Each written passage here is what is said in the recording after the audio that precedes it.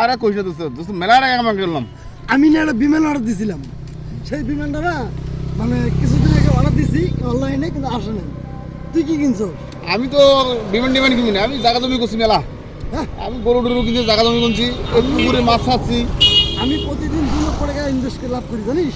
এত টাকার ইনকাম? হ্যাঁ, আর আমি একটা চা খেলে একটা চা দামি 10,000 টাকা দিই। বাপরে বাপ, কত ভালো রে। আমার সেই ইনকাম।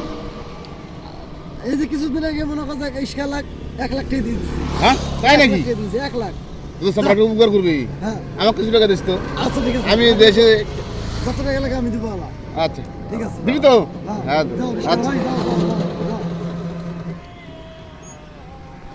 দাও, দোস্ত, এসে বসছি। তাহলে চলো, আচ্ছা আমি একটু বাজার যাবো, তুই না? না,